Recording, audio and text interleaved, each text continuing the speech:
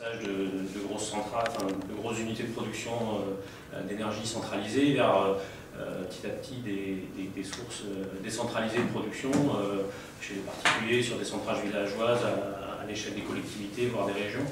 Donc voilà, comment vous voyez ce parallèle entre l'évolution du monde numérique, la transition des nouvelles technologies de l'information et l'évolution, la transition énergétique qui pointe.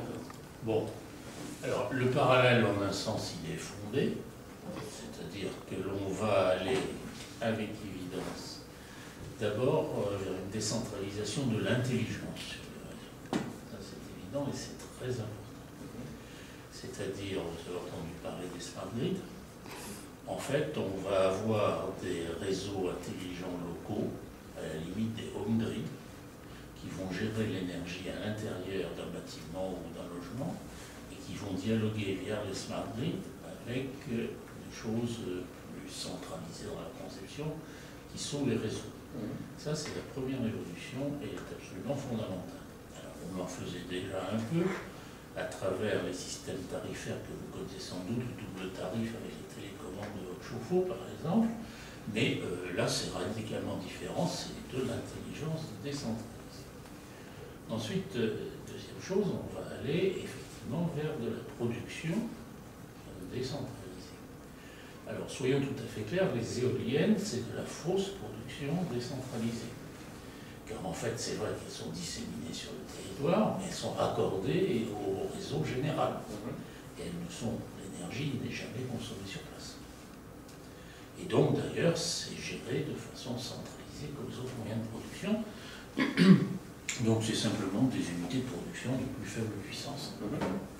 Là où les choses vont devenir plus intéressantes, en effet, c'est quand dans un logement, ou au niveau d'un ensemble va exister une vraie production décentralisée, qui pourrait être du photovoltaïque, qui pourrait être de la micro-cogénération, production simultanée de chaleur et d'électricité. Et donc on va avoir, cette fois-ci, de la production qui va se présenter de façon localisée, attachée à une consommation locale. C'est déjà le cas, par exemple, dans les grands bâtiments, les grandes installations tertiaires, mais ça peut être demain le cas dans un ensemble d'immeubles, voire au niveau des logements, encore que j'y crois moins pour ce qui est de la micro-cogénération, parce que c'est jamais très agréable d'avoir ça chez soi. Par contre, pour photovoltaïque, ce sera naturellement ce qui pourrait se passer. Alors, simplement, les faits aujourd'hui, dans l'état de la technologie, sont assez têtus. C'est-à-dire que l'électricité, elle n'est pas stockable à des coûts raisonnables.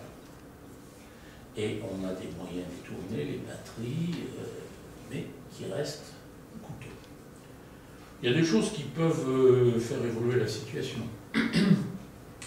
Par exemple, les batteries des véhicules hybrides rechargeables, qui constituent aussi un moyen de stockage local. Est-ce que la première chose à faire, c'est pas de changer les habitudes et les usages, plutôt que de faire tourner sa machine à laver à 23 h en tarif creuse, la faire tourner à 15 h quand votre toiture photovoltaïque... D'où l'intérêt que j'évoquais d'avoir une gestion intelligente au niveau du logement. Tout à fait.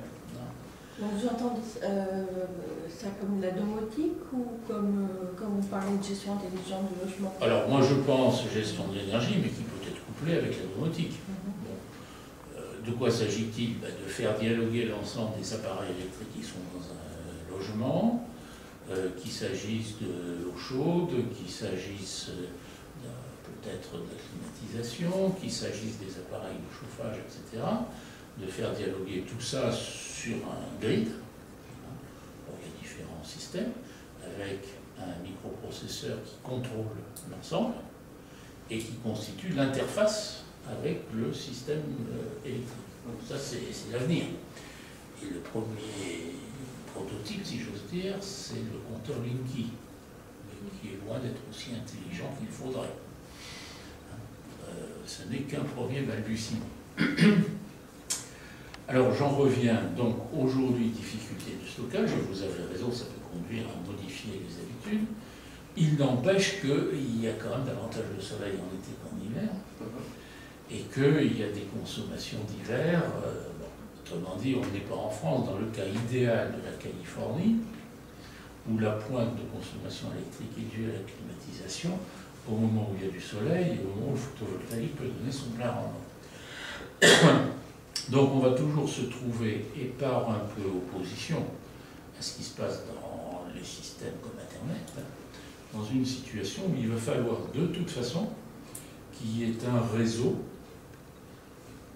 relevant d'une logique entre guillemets centralisée, même si couvrant en réunit l'ensemble du territoire, qui assure la compensation des aléas entre les systèmes et qui assure les modulations qui ne sont pas compensables par la modulation de l'admontant. Voilà.